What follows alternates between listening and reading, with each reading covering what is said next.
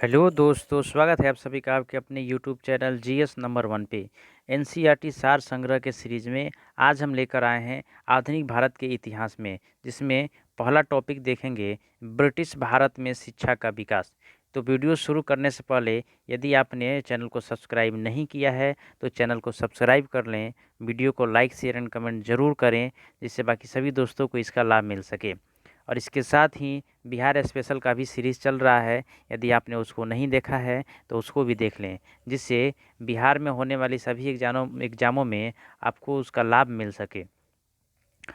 तो आइए शुरू करते हैं आज का अपना सेशन। व्यक्तिगत प्रयासों से सर्वप्रथम कलकत्ता में शिक्षा हेतु मदरसा की स्थापना किसके द्वारा की गई थी? तो व्यक्तिगत प्रयासों से सर्वप्रथम कलकत्ता में शिक्षा हेतु मदरसा की स्थापना वारेन हेस्टिंग्स ने की थी। वर्ष 1784 में कलकत्ता में एशियाटिक सोसाइटी ऑफ बंगाल की स्थापना किसने की थी? तो कलकत्ता में एशियाटिक ऑफ सोसाइटी बंगाल की स्थापना विलियम जोन्स ने की थी। और कब की थी? तो 1784 ईस्वी में की थी। एशियाटिक सोसाइटी ऑफ बंगाल के अधीन सर्वप्रथम भागवत गीता का अंग्रेजी में अनुवाद चार्ल्स विल्कन्स ने किया था, तथा कालिदास का प्रसिद्ध रचना अभिज्ञान शकुंतलम का पहली बार अंग्रेजी में अनुवाद सर विलियम जोन्स के द्वारा किया गया था। भागवत गीता का अंग्रेजी में अनुवाद किसने किया था? तो चार्ल्स विल्कन्स ने किया था। और कालिदास की रचना अभिज्ञान शकुंतलम का अंग्रेजी में अनुवाद किसने किया था? तो सर विलियम जोन्स ने किया था। इसको याद रखेंगे। अगला है, वाराणसी में प्रथम संस्कृत महाविद्यालय की स्थापना किसने की थी? तो वाराणसी में प्रथम संस्कृत महाविद्यालय की स्थापना जोनाथन डंकन ने की थी। अगला है, वर्ष 1800 में कलकत्ता में असैन्य अधिकारियों के प्रशिक्षण हेतु फोर्ट विलियम कॉलेज की स्थापना किसके द्वारा की गई थी? तो फोर्ट विलियम कॉलेज की स्थापना लॉर्ड वेलेस्ली के द्वारा किया गया था। कहाँ किया गया था? तो कलकत्ता में किया गया था। और कब किया गया था? तो वर्ष 1800 ईस्वी में किया गया था। इन सारी बातों को याद रखेंगे। अगला है, किस अधिनियम के द्वारा भारत में शिक्षा के प्रसार हेतु 1 लाख रुपए खर्च करने का अधिकार गवर्नर जनरल को दिया गया था?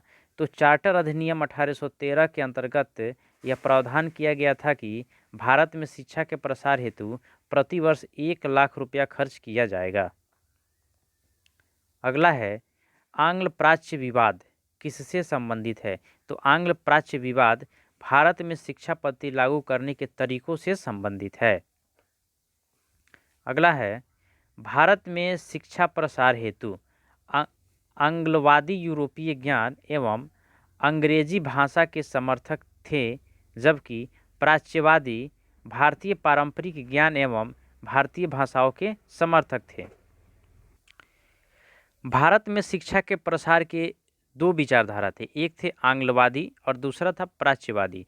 जो आंग्लवादी थे वे यूरोपीय ज्ञान एवं अंग्रेजी भाषा के समर्थक थे, जबकि जो प्राच्यवादी थे वो भारतीय परंपराओं पारंपरिक ज्ञान एवं भारतीय भाषाओं के समर्थक थे। तो इस बात को याद रखेंगे।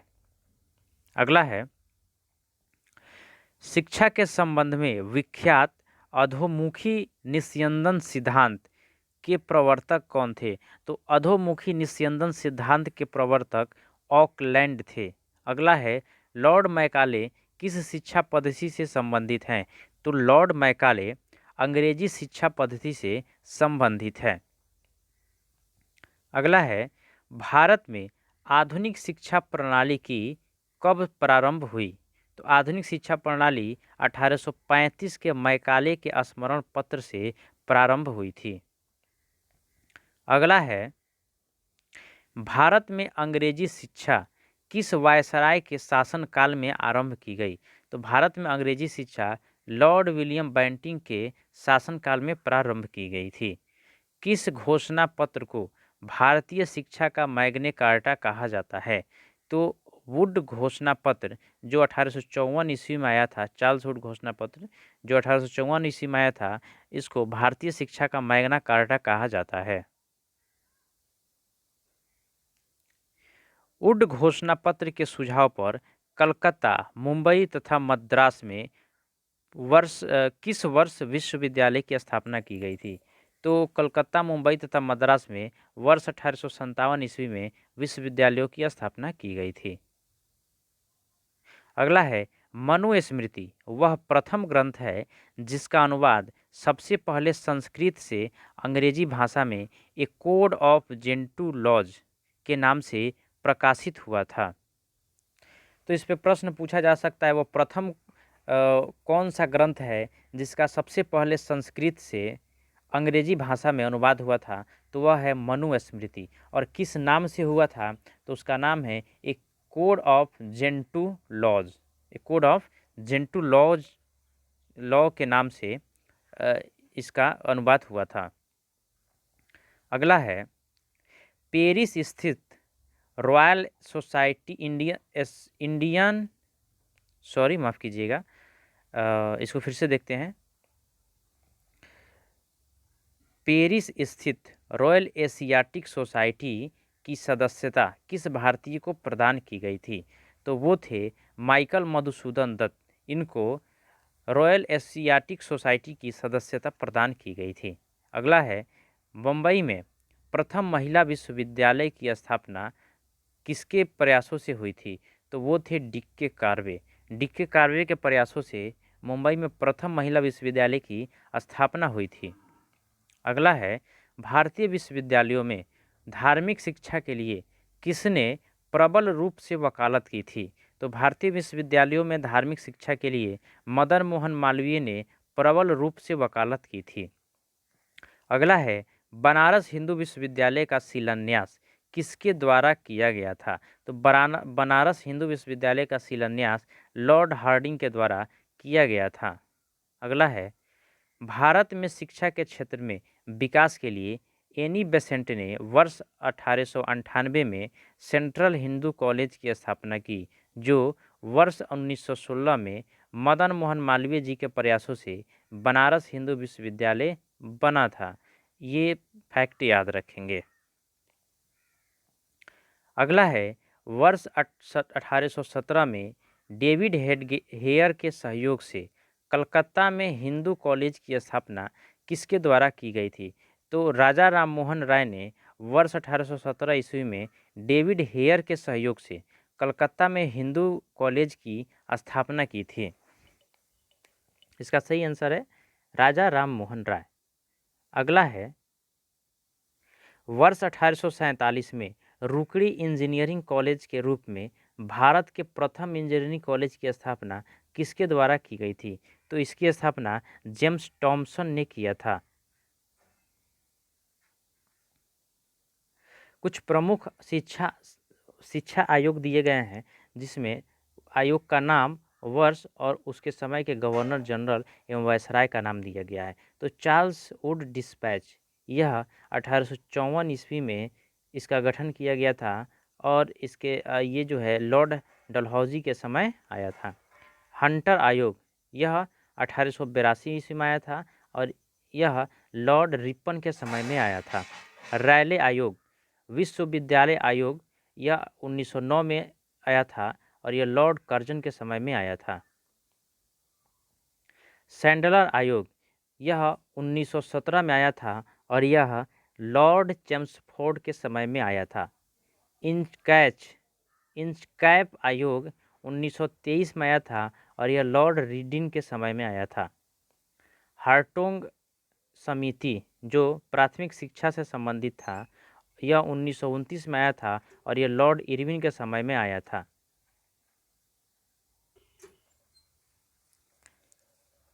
लिंडसे आयोग, जो प्रौढ़ शिक्षा से संबंधित था और यह 1929 ईस्वी में आया था और यह लॉर्ड इरविन के समय में आया था। सार्जेंट आयोग, यह 1944 ईस्वी में आया था और लॉर्ड वेवेल के समय में आया था। राधा कृष्ण आयोग, यह 1948 ईस्वी में आया था और लॉर्ड माउंटबेटन के समय में आया था। इसको याद रखेंगे। अगला है वर्ष 1937 में गांधी जी द्वारा प्रस्तुत वर्धा योजना शिक्षा से संबंधित था। तो गांधी जी के द्वारा प्रस्तुत किया गया वर्धा योजना किससे संबंधित था? तो वह शिक्षा से संबंधित था। और गांधी जी ने वर्धा योजना कब प्रस्तुत किया था? तो वर्ष 1937 ईस्वी में प्रस्तुत किए थे। इस सीरीज का अगला टॉपिक है आधुनिक भारत में प्रेस का विकास। तो आइए इसको देखते हैं। भारत का प्रथम समाचार पत्र द बंगाल गजट किस वर्ष प्रकाशित किया गया था? तो इसका प्रकाशन 1780 ईस्वी में किया गया था और जेम्स अगस्टस हिक्की के द्वारा इसका प्रकाशन किया गया था। वर्नाकुलर प्रेस एक्ट किस वायसराय के समय में पारित हुआ था? तो vernacular press act Lord Lytton के समय में पारित हुआ था। अगला है वर्ष 1866 में संपादित ज्ञानप्रदायिनी पत्रिका का संस्थापक कौन था? तो ज्ञानप्रदायिनी पत्रिका का संस्थापक नवीन चंद्र राय थे। अगला है भारत में सर्वप्रथम प्रेस सेंसरशिप किसने लागू की थी? तो भारत में सबसे पहले प्रेस सेंसरशिप लॉर्ड वेलेस्ली ने लागू की थी। अल हिलाल तथा अल बलाग नामक पत्रिका किसके द्वारा प्रकाशित की गई थी? तो अल हिलाल एवं अल बलाग मौलाना अबुल कलाम आज़ाद के द्वारा प्रकाशित की गई थी। अगला है अमृत बाजार पत्रिका की स्थापना किसने की थी? तो अमृत बाजार पत्रिका की स्थापना शिशिर कुमार घोष ने की थी। अगला है रामचंद्र चटर्जी द्वारा बंगाल भाषा में संपादित मॉडर्न रिव्यू पत्रिका कहाँ से प्रकाशित होती थी? तो इसका प्रकाशन कलकत्ता से किया जाता था। अगला है वर्ष 1878 में vernacular press act Lord Ripon ने वर्ष 1882 में रद्द कर दिया। रिपन को प्रेस का मुक्तिदाता कहते थे। तो वर्नाकुलर प्रेस एक्ट कब आया था? तो 1878 ईस्वी में आया था। और वो किसके समय में आया था? तो याद रखेंगे लॉर्ड लिट्टन के समय में आया था, जिसको 1882 ईस्वी में लॉर्ड रिपन ने रद्द कर दिया था। और रिपन को प्रेस का मुक्तिदाता कहा जाता है। पत्रकार के कर्तव्य का निर्वहन करते हुए जेल जाने वाला प्रथम भारतीय कौन था? तो वो प्रथम भारतीय थे बाल गंगाधर तिलक। एक साप्ताहिक के रूप में यंग इंडिया का शुभारंभ किसने किया था? तो इसका शुभारंभ किया था होम रूल पार्टी के द्वारा इसका शुभारंभ किया गया था यंग इंडिया का। भारतीयों द्वारा अंग्रेजी भाषा में प्रकाशित प्रथम समाचार पत्र कौन सा था? तो वह था हिंदू पैट्रियाटिक। हिंदू पैट्रियाटिक अंग्रेजी भाषा में प्रकाशित प्रथम समाचार पत्र था, जिसको भारतीयों द्वारा प्रकाशित किया गया था। अगला है अमेरिका में फ्री हिंदुस्तान खबर किसने प्रारंभ किया था? तो तारकनाथ दत्त ने अमेरिका में फ्री हिंदुस्तान अखबार प्रारंभ किया था। कानपुर से प्रकाशित प्रताप समाचार पत्र के माध्यम से विजय सिंह पृथक ने बिजौलिया आंदोलन को पूरे भारत में चर्चा का विषय बना दिया था। इसको ये याद रखेंगे। अगला है फारसी साप्ताहिक मिरातुल अखबार किसके द्वारा प्रकाशित होता था? तो मिरातुल अखबार का प्रकाशन राजा राम मोहन राय के द्वारा इसका प्रकाशन किया गया था, जिसका भाषा था फारसी, और यह एक साप्ताहिक पत्रिका था। अगला है रॉबर्ट नाइट ने कलकत्ता से वर्ष 1878 में अंग्रेजी भाषा की किस पत्रिका का संपादन किया था? तो रॉबर्ट नाइट ने कलकत्ता से वर्ष 1878 ईस्वी में अंग्रेजी भाषा के स्टेट्समैन का प्रकाशन किया था, संपादन किया था। अगला है वर्ष 1861 में इंडियन मिरर नामक अखबार का प्रकाशन कहाँ से होता था? तो इंडियन मिरर नामक अखबार का प्रकाशन कोलकाता से होता था, जिसका प्रकाशन 1861 ईस्वी में हुआ था। बहिष्कृत भारत पत्रिका का संबंध किससे है? तो बहिष्कृत भारत पत्रिका का संबंध डॉक्टर भीमराव अंबेडकर से है। अगला है हरिजन पत्रिका के प्रारंभकर्ता कौन थे? तो हरिजन पत्रिका के प्रारंभकर्ता महात्मा गांधी थे। लिट्टन द्वारा वर्नाकुलर प्रेस एक्ट पारित कर किस वर्ष भारतीय समाचार पत्रों पर प्रतिबंध लगा दिया गया था? तो वर्ष 1878 ईस्वी में लिट्टन के द्वारा वर्नाकुलर प्रेस एक्ट लागू किया गया था और जिसके तहत भारतीय समाचार पत्रों पर प्रतिबंध लगा दिया गया था और इसको वर्ष 1882 ईस्वी में लॉर्ड रिप्पन ने रद्द कर दिया था, याद रखेंगे। वर्ष 1920 में लाहौर से लाला लाजपत राय तथा उर्दू में वंदे मातरम समाचार पत्र प्रारंभ किया गया था उर्दू में वंदे मातरम समाचार पत्र प्रारंभ किया गया था। यानी वंदे मातरम समाचार पत्र किसने प्रारंभ किया था? तो लाला लाजपत राय ने प्रारंभ किया था, याद रखेंगे। अगला है सोम प्रकाश नामक समाचार पत्र की शुरुआत किसने की थी? तो सोम प्रकाश नामक समाचार पत्र की शुरुआत ईश्वर चंद्र विद्यासागर ने की थी। लीडर अखबार किस कार्य के लिए प्रसिद्ध था?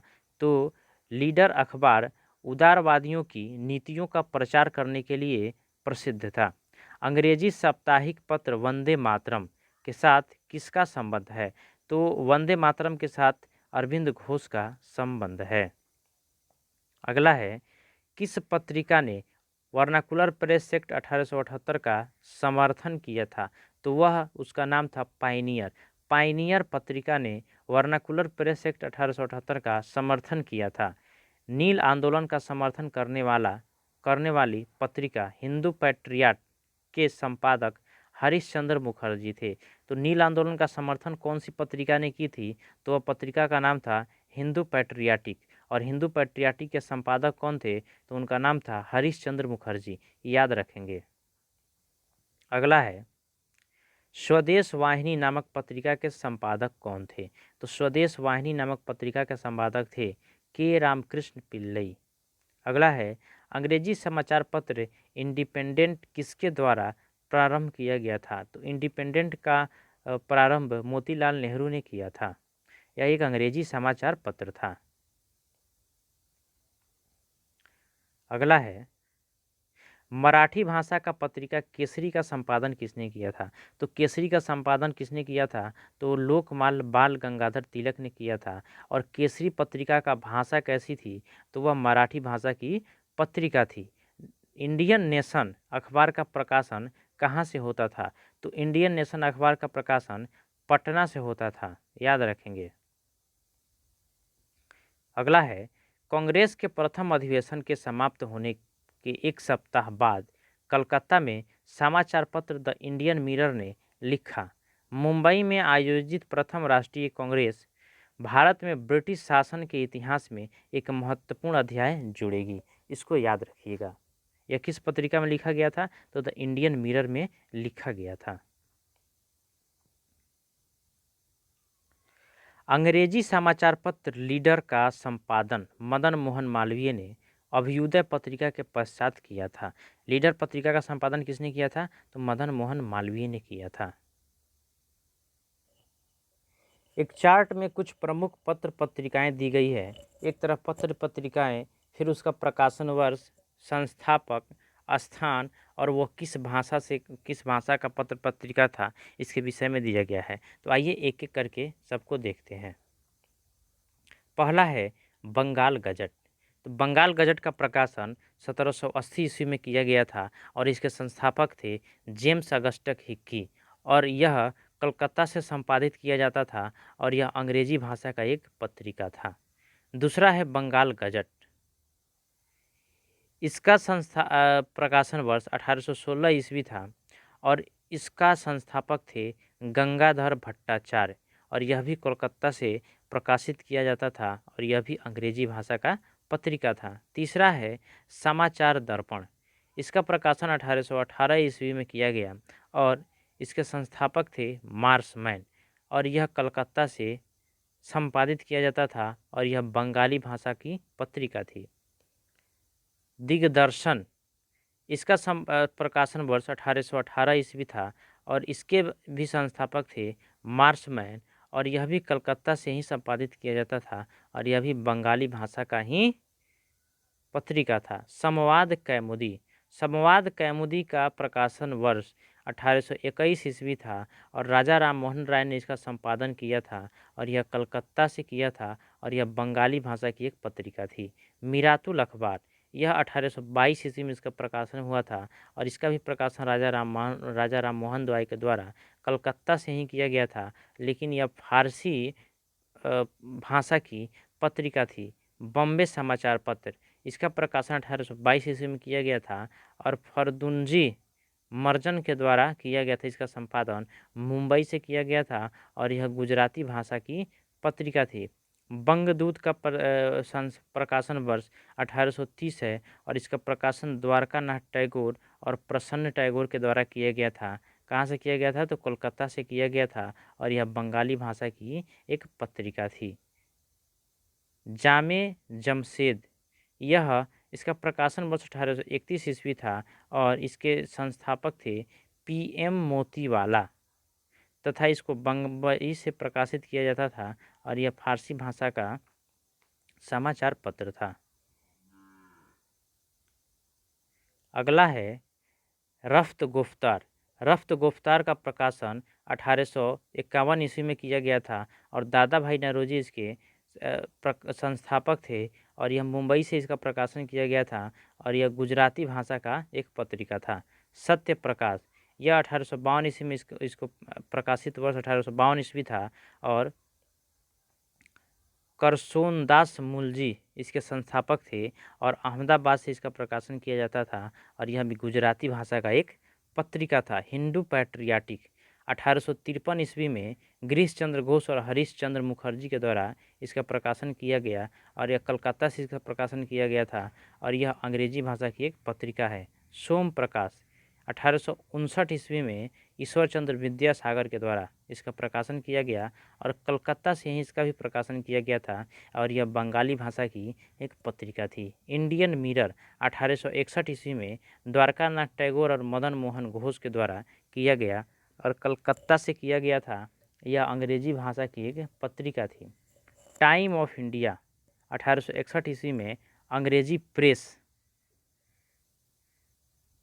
के द्वारा किया गया था मुंबई से और यह अंग्रेजी भाषा की एक पत्रिका थी। हिंदू प्रकाश, हिंदू प्रकाश वर्ष 1862 ईस्वी में जस्टिन रनाडे के द्वारा किया गया था मुंबई से, जो कि मराठी भाषा का एक पत्रिका था। नेटिव ओपिनियन वर्ष 1864 ईस्वी में VN मंडलिक के द्वारा किया गया था मुंबई से और यह भी एक अंग्रेजी भाषा की पत्रिका थी। पायनियर का प्रकाशन 1865 ईस्वी में अंग्रेजी प्रेस के द्वारा किया गया था इलाहाबाद से और यह अंग्रेजी भाषा की एक पत्रिका थी और इसी ने वर्नाकुलर प्रेस एक्ट का समर्थन भी किया था। कविचंद सुधा, इसका प्रकाशन वर्ष 1867 था और यह भरतेंद्र हरिश्चंद्र के द्वारा प्रकाशित किया गया था, स्थापित था और यह वाराणसी से प्रकाशित किया जाता था और इसकी भाषा थी हिंदी। अमृत बाजार पत्रिका, इसका प्रकाशन वर्ष 1868 ईस्वी था और मोतीलाल घोष, शिशिर कुमार घोष इसके संस्थापक थे। कलकत्ता से इसका प्रकाशन किया जाता था और यह बंगाली भाषा की एक पत्रिका थी।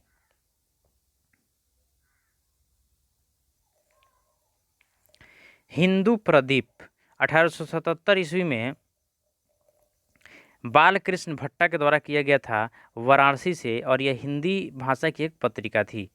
अगला है हिंदू।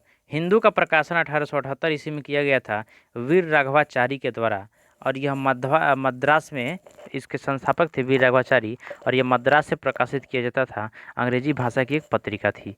बंगाली का प्रकाशन वर्ष 1879 ईस्वी है और SN बनर्जी इसके संस्थापक थे और कलकत्ता से इसका प्रकाशन किया जाता था और यह अंग्रेजी भाषा की एक पत्रिका थी। बंगवासी, ये 1881 ईस्वी में इसका प्रकाशन वर्ष था और इसके संस्थापक थे जोगिंदर नाथ बोस थे। कलकत्ता से इसका प्रकाशन किया जाता था और यह बंगाली भाषा की एक पत्रिका थी। मराठा, 1881 ईस्वी में बाल गंगाधर तिलक के द्वारा किया गया था मुंबई से, अंग्रेजी भाषा की एक पत्रिका थी। केसरी, 1881 ईस्वी में बाल गंगाधर तिलक के द्वारा मुंबई से और मराठी भाषा की एक पत्रिका थी।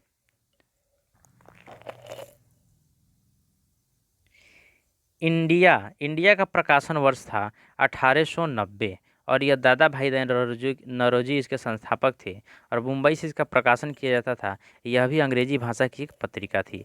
इन हिंदुस्तान स्टैंडर्ड यह 1899 ईस्वी में प्रकाशित वर्ष था इसका और सच्चिदानंद सिन्हा इसके संस्थापक थे और दिल्ली से इसका प्रकाशन किया जाता था। अंग्रेजी भाषा की एक पत्रिका थी। इंडियन रिव्यू यह इसका प्रकाशन वर्ष 1900 ईस्वी था और G.N. नटेशन इसके संस्थापक थे और मद्रास से इसका प्रसारण किया जाता था और अंग्रेजी भाषा की यह पुस्तक थी। पुस्तक बोल रहे हैं, अंग्रेजी भाषा की यह पत्रिका थी। इंडियन ओपिनियन इसका प्रकाशन वर्ष 1903 ईस्वी था और महात्मा गांधी इसके संस्थापक थे और दक्षिण अफ्रीका में इसका प्रकाशन हुआ था अंग्रेजी भाषा में। इंडियन सोशलिस्ट इसका प्रकाशन वर्ष था 1905 ईस्वी और श्यामजी कृष्ण वर्मा इसके संस्थापक थे और स्थान था लंदन और यह अंग्रेजी भाषा की एक पत्रिका थी। युगांतर 1906 ईस्वी में इसका प्रकाशन वर्ष था और भूपेंद्र दत्त तथा वरिंद्र घोष इसके संस्थापक थे और कलकत्ता यह स्थल था और यह बंगाली भाषा की एक पत्रिका थी। अगला है वंदे मातरम। वंदे मातरम का प्रकाशन वर्ष था 1909 ईस्वी और लाला हरदयाल श्यामजी कृष्ण वर्मा इसके संस्थापक थे तथा पेरिस से इसका प्रकाशन हुआ था, पेरिस में, और यह अंग्रेजी भाषा की एक पत्रिका थी। प्रताप इसका प्रकाशन वर्ष 1910 ईस्वी था और गणेश शंकर विद्यार्थी इसके संस्थापक थे और ये कानपुर से में प्रकाशित किया गया था और हिंदी भाषा की यह पत्रिका थी। एनसीईआरटी सार संग्रह के सीरीज में यह एपिसोड यहीं पर समाप्त होता है। आधुनिक भारत को हम अगले एपिसोड में कंटिन्यू करेंगे। Thank you.